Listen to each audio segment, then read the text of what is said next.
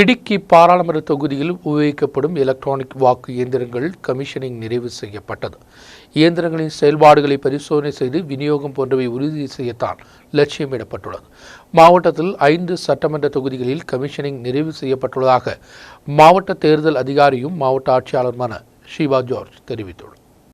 7 மையங்களிலும் மாவட்ட தேர்தல் அதிகாரியான மாவட்ட ஆட்சியர் ஷீபா ஜார்ஜ் பார்வையிட்டார். கமிஷனிங் மையத்துடன் தயார் செய்யப்பட்டுள்ள மோக் போலிங் ஸ்டேஷன்களும் ஸ்ட்ராங் ரூம்களும் மாவட்ட ஆட்சியர் பார்வையிட்டார். இடுக்கி பாராளுமன்ற தொகுதியில் 7 இடங்களில் கமிஷனிங் நடத்தப்படும்.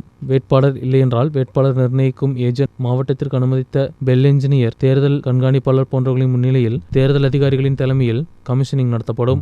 வாக்கு இயந்திரங்கள், நம்பர், வேட்பாளர்களின் பெயர், போட்டோ, சின்னம் போன்றவை அடங்கிய பேலட் பேப்பரும், விவிபேட் ஸ்லிப்பில் பிரிண்ட் செய்ய வேண்டிய நம்பர், பெயர், சின்னம் போன்றவையும் கமிஷனிங் நடத்தப்படும். வேட்பாளரின் தகவல்கள் ஃபீடு செய்த பின்பு பிரிண்ட் செய்வதற்கான பேப்பர் லோடு செய்து சீல் வைக்கப்பட்டது. காலை 8 மணி முதல் பல்வேறு இடங்களில் கமிஷனிங் தொடங்கப்பட்டது. 7 வேட்பாளர்களின் பெயர் உட்படும் பேலட் லேபிள் ஒட்டப்பட்டது. இதோடு ஒவ்வொரு பூத்திலும் உள்ள இவிஎம் தயார் செய்யப்பட்டது. பேலட் செட் செய்த பின்பு ஒவ்வொரு இவிஎம்மிலும் ஒவ்வொரு வாக்களித்து வாக்கு இயந்திரத்தின் செயல்பாடுகள் பரிசோதனை நடத்தப்படும். தொடர்ந்து அவைகள் சீல் வைக்கப்படும். அதன் பின்பு ஒவ்வொரு சட்டமன்ற தொகுதிகளிலும் உபயோகிக்கும் வாக்கு இயந்திரங்களில் ரேண்டமாக தேர்வு செய்யப்படும் 5% இவிஎம்களில் 1000 வீதம் வாக்களித்து பரிசோதனை நடத்தப்படும். தொடர்ந்து இவிஎம்கள் ஸ்ட்ராங் ரூம்களுக்கு மாற்றப்படும். தொடர்ந்து இவைகள் 25ஆம் தேதி போலிங் அதிகாரிகளுக்கு கைமாறப்படும். இடுக்கி பாராளுமன்ற தொகுதியில் 1315 வாக்குச்சாவடிகள் உள்ளன.